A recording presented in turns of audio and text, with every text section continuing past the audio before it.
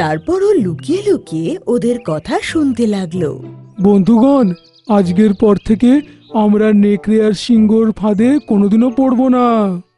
এখন আমাদের হাতে এই জাদু গাছের পাতা যে লেগে গেছে। ঠিক বলেছ। এখন শুধু এই গাছের রসগুলো নিগড়ে নিজের চোখে ফেলার দেরি। তারপর আমার চোখের আলো এত বেড়ে যাবে যে আমরা নেকড়ে আর সিংহকে দূর থেকেই দেখে ফেলবো। শুনে নেকড়ে খুশি হলো আর বলল, এই জানোয়ারদের উপায় এদের কোনোদিন বাঁচাতে পারবে না। এই বলে সে ওখান থেকে পালিয়ে যায় আর সিংহর কাছে চলে আসে। ওর চলে যেতেই বাঁদর উপর থেকে বলল, বন্ধুগণ, আমাদের উপায় কাজ করেছে। নেকড়ে এখন সিংহকে এটা বলার জন্য পালিয়েছে। শুনে সব জানোয়াররা খুশি হলো আর আস্তে আস্তে জঙ্গলে লুকিয়ে পড়লো।